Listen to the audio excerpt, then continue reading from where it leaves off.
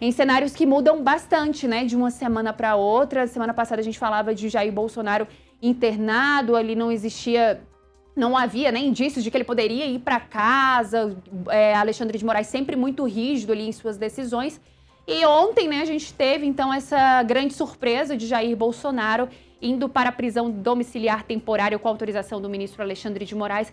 Mas uma coisa que deixa aí em aberto, né, é o que vai acontecer com o cenário político daqui para frente. Lá na Papudinha, Chaldas, a gente lembra que Jair Bolsonaro estava recebendo aí visitas de parlamentares, ele montando todo um palanque político dentro dos estados. Agora, com a decisão de Alexandre de Moraes, isso deve ser um pouco mais dificultado ele nessa prisão temporária.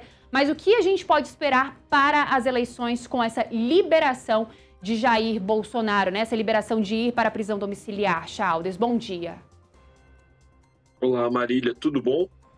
Então, tem uma questão que a saúde do ex-presidente Jair Bolsonaro, ela é a de um homem de mais de 70 anos de idade, né? Bastante debilitado por conta da facada que ele tomou em Juiz de Fora, Minas Gerais, em 2019, durante a campanha eleitoral. Então, 2018, perdão, desculpa. Então, mesmo agora com a saída dele da prisão, né, da Papudinha, e a volta dele para casa, eu não imagino que o ex-presidente Jair Bolsonaro vá conseguir desempenhar um grande papel, assim, do ponto de vista de estar na rua, de estar fazendo vídeo, de estar... Ele não pode, primeiro, né? E em segundo lugar, ele tem uma questão de saúde bastante frágil, assim, é difícil imaginar o ex-presidente atuando, inclusive, com intensidade nos bastidores aí. Você disse que ele andava recebendo algumas pessoas e tal, na Papudinha, isso é verdade, mas a gente fez um levantamento até, eu não me lembro se foi aqui no Metrópolis, se foi algum outro veículo de imprensa, mostrando que nesse período que ele teve preso em regime fechado, ele teve 2 vezes mais episódios de internação do que realmente visitas de aliados políticos. Então é uma coisa assim, como se fosse cerca de 60 visitas, né? E 200 dias de internação, é uma coisa que mostra uma disparidade muito grande.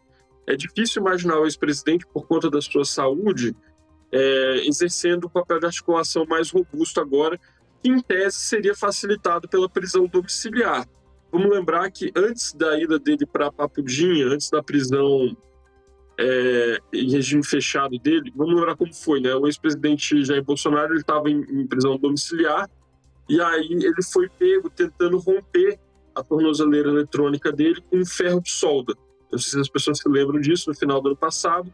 E aí foi a partir daí que o Alexandre de Moraes determinou a prisão dele em regime fechado. Antes disso, ele estava com uma saúde um pouco mais estabilizada, estava recebendo aliados na casa, né, lá no Solar de Brasília, aqui no Jardim Botânico, e estava fazendo daquilo ali uma espécie de escritório político. Eu não acredito que isso vai acontecer agora por conta da condição de saúde do Jair Bolsonaro. A verdade, Marília, é que essa decisão do Alexandre de Moraes, ela diz mais sobre o receio do Alexandre de Moraes de ser visto como responsável pelo eventual falecimento do Jair Bolsonaro, do que sobre algum abrandamento, alguma comiseração que ele possa vir a mostrar. Assim, para mim, já passou da hora disso acontecer, né? Realmente é uma medida que seria até cruel você negar esse tratamento ao ex-presidente Jair Bolsonaro, dada a triste condição dele de saúde, né? E, assim, eu acho que o Alexandre de Moraes deve ter percebido, em algum momento, que se o Jair Bolsonaro viesse a falecer preso por ordem dele, numa cadeia em Brasília, eu acho que teria, assim, uma situação bastante difícil para ele, dado do ponto de vista da opinião pública. Vamos lembrar que Jair Bolsonaro é o líder de metade do país, né, praticamente, dado a polarização brasileira. Então, eu acredito que o Alexandre de Moraes foi meio que forçado a essa decisão por conta da circunstância de saúde. Eu acho que a gente não vai ver o ex-presidente Jair Bolsonaro preso. O prazo inicial da medida é de 90 dias, como vocês disseram, né? Mas, assim, extremamente improvável que o ex-presidente Jair Bolsonaro venha a retornar para Papudinha ou para o regime fechado, mas provável é que ele passe a cumprir o restante da pena dele na casa lá do Jardim Botânico, onde ele mora com a ex-primeira-dama Michele, a filha Laura. Chaldes, antes da gente mudar de assunto, só para a gente poder concluir, como você disse, né, pode ter sido ali um eventual temor por parte de Alexandre de Moraes manter Jair Bolsonaro preso e o pior poder acontecer e ali o Supremo Tribunal Federal acabar levando a culpa. A gente pode também puxar o caso Master, talvez, ali nessa decisão do ministro Alexandre de Moraes, para tentar sair ali do foco, porque hoje o Supremo Tribunal Federal, não hoje, né, mas assim, já vem de bastante tempo, ele vem sendo ali o centro das atenções, não por conta das suas decisões, mas por conta de comportamento de ministros da Suprema Corte, principalmente por conta do caso Master. A gente pode considerar também que o caso Master pode ter influenciado nessa decisão do ministro Alexandre de Moraes de mandar Jair Bolsonaro fazer o cumprimento da pena em domiciliar? Com certeza, Marília. Saiu uma pesquisa recentemente, acho que foi no começo dessa, mostrando que a aprovação do Supremo Tribunal Federal ela é a mais baixa assim, da história do tribunal. Foi uma instituição que hoje em dia está em descrédito, assim, e é horrível dizer isso, assim, as pessoas acham que não se dão conta, às vezes, da relevância disso, mas se ninguém, como parece ser o caso, se ninguém acredita no Supremo Tribunal Federal, isso significa que a gente vive num país onde o sistema de justiça como um todo, ele não tem confiança do povo brasileiro, né? E é isso que as pesquisas vêm mostrando consistentemente, uma avaliação abissal assim, do Supremo Tribunal Federal, muito por conta desse tipo de escândalo, né, envolvendo, por exemplo, o ministro Alexandre de Moraes com o contrato de 129 milhões de reais de sua esposa, a advogada Viviane Barsi de Moraes, com o Banco Master, né, por conta, por exemplo, da sociedade do ministro Dias Toffoli, com pessoas, com o fundo de investimento ligado ao Fabiano Zeta, o cunhado de Daniel Porcaro, lá no Resort Taiaiá, em Ribeirão Claro, Paraná.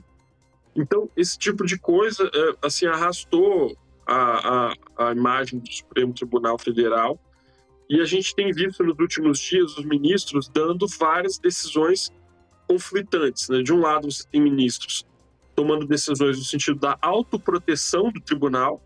Então, por exemplo, o Gilmar Mendes revogando a quebra de sigilo da Marid de Participações, a empresa do Dias Toffoli. O Gilmar Mendes bloqueando a quebra de sigilo do fundo Arlim, que era o fundo de investimento ligado ao Resort Taiaiá. Ambas essas quebras de sigilo pela CPI do crime organizado no Senado. E aí você tem também, de outra forma, o Supremo tentando desviar o foco. Então, são medidas, na minha opinião, corretas, por exemplo, como a do ministro Flávio Dino sobre penduricários, medida correta do ministro Flávio Dino sobre uso de emendas parlamentares, e agora, mais recentemente, essa do Alexandre de Moraes sobre o Jair Bolsonaro. Eu acredito que, nesse caso específico, trata-se mais, assim, de uma medida de autoproteção do ministro Alexandre, viu? Porque, dado o histórico dele, de ser uma pessoa, assim, digamos, bastante rígida, especialmente nessa questão da tentativa de golpe de Estado, pelo qual o Bolsonaro foi condenado. Dada, assim, a percepção pública sobre ele, eu acho que o ministro Alexandre de Moraes realmente deve ter percebido, deve ter acesso a informações que a gente não tem sobre o estado de saúde do Jair Bolsonaro, inclusive, e deve ter percebido que o risco de manter ele em prisão em regime fechado era muito alto. Chaldes. A gente não pode... Oi. Não, sim. Eu só queria fazer um adendo, porque Bolsonaro também contou ali com vários intercessores, né?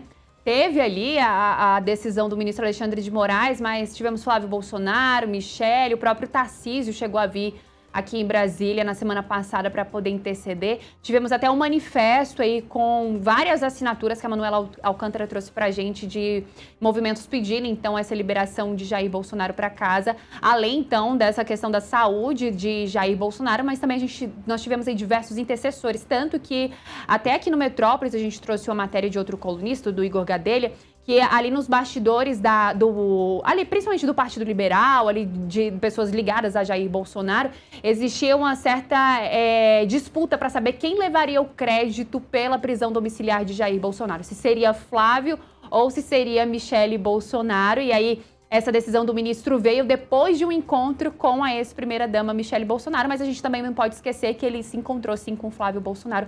Então, são diversos intercessores e várias maneiras, né, vários modos para que Jair Bolsonaro pudesse chegar aí para essa prisão domiciliar. Ontem mesmo, eu estava assistindo a entrevista do Flávio Bolsonaro, ele falou que Jair Bolsonaro disse até que ele se livrasse, né, do processo de inelegibilidade, ficasse bem, que ele não voltaria para a vida pública e que o nome continuaria sendo Flávio Bolsonaro para a disputa das eleições, mas vamos ver para crer, né, Chaldes?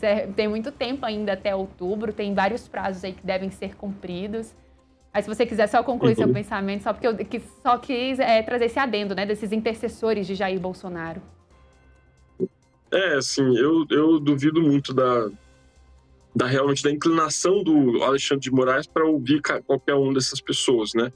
Alexandre de Moraes foi bastante duro e precisava ser assim, não julgo, né?